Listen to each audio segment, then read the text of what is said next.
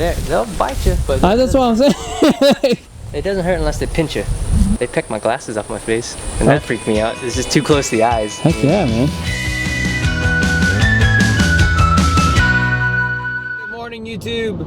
I'm driving, and this is probably stupid to be doing this, and my wife is going to get really mad at me. I am driving out to Bastrop, Texas, and I'm gonna meet with my buddy and our permaculture, our land designer, Pete Van Dyke. Pete today is gonna be working on a property. He's gonna be, I think, installing some swales and some water harvesting. Earthworks is what it's called. And we are going to show you a little bit of what we're gonna be having done at our property. What we are gonna be doing is kind of the same thing as we're gonna be having what is called food forests, which is basically just trees that are productive, high productive trees, nut trees and fruit trees, and a lot of perennial vegetables. And you know, we're gonna have a homestead of trying to grow our own food.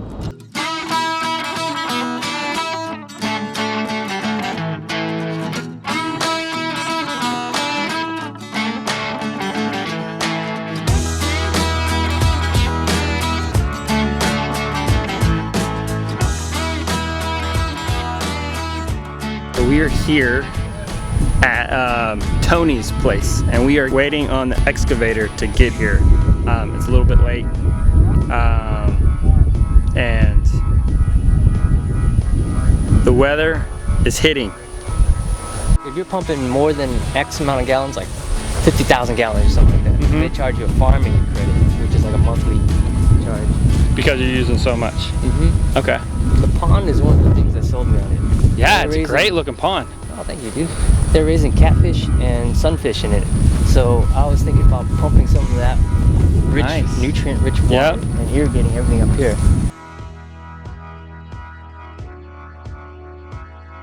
The pump that's there pumps water back into the pond from the ground.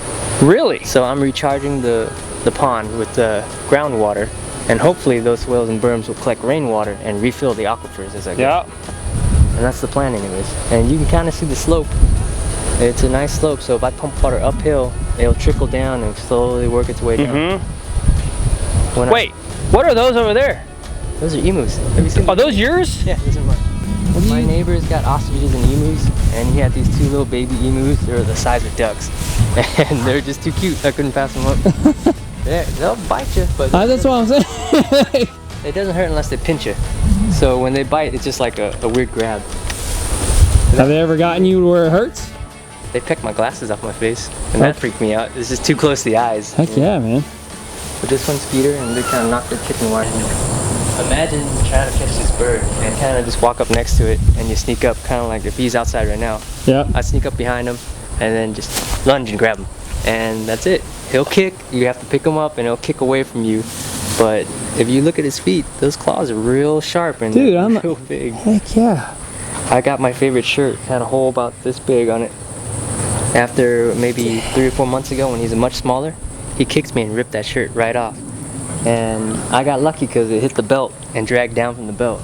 But if he hit me a little higher in the stomach, oh man, I'd be in the ER. I started off with 10 chickens, and chickens are a lot of fun. And then I got 2 ducks, which the dog kind of didn't like, and he ate the ducks. And from there, my mom bought me 10 more ducks, just to make up for the lost ducks.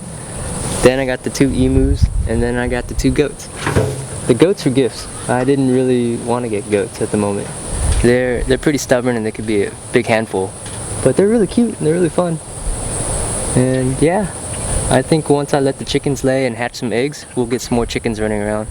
The emus are from my neighbor. He had these 2 little babies that just hatched, and they were just too cute, man. They were like the size of full-grown ducks, and too cute to pass up. So I bought them and put them in the pen. Did you know how big they were gonna get? Yeah. Okay. I mean, he's got full-size ones over there. And okay. So there's catfish in here? There's catfish, maybe about, I don't know. I've caught 2 personally. My uncles have caught 3, and we've lost a couple on the line. So I know there's more catfish down there. Okay. They're Americanas, and they lay light blue eggs. Light blue, almost greenish eggs. Yeah. And you don't see that very often. You usually see like a white egg or a brown egg. But the nice little Easter egg colors are really sweet. They're good pets. I mean, they're really friendly. I used to let them ride on my shoulder, and up until one of them pecked me in the eye. And that was it. Like, okay, now I understand why we don't do that. Like, that was a good lesson to learn. They're really sweet animals. I like them. The thing about the chickens is the food costs. The food costs can get pretty ridiculous. So the idea is, if you have land and you have space, you want to grow like forage crops, like barley, wheat, anything that they like to eat, and that way your only bill is water, and it self-seeds itself, and you can just let them run through and eat the bugs and this and that.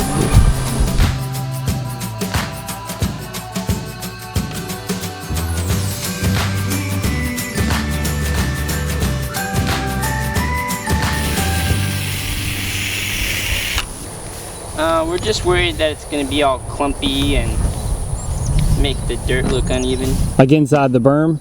Yeah. Gotcha.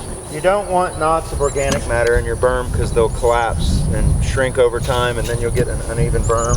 Right, with this material that was the result of us mowing out here, we've got a lot of cut grass, and in lumpy form like this, it would just get into the berm and undermine the berm. But if we set it aside, it'd be great mulch for the top of the berm. It would break down really fast, and cover crops would germinate right through it.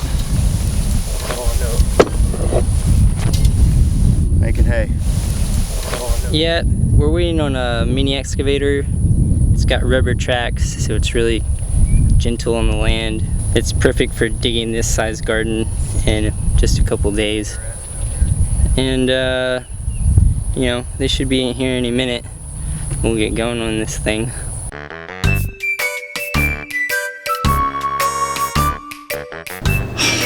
Okay, so I'm super bummed. The excavator never showed up, and I ran out of time. So we were up there around like 7:30, and it just never came. So Mathis Rental Company, boo on you. It took forever, and it just never showed up. So I had to get home.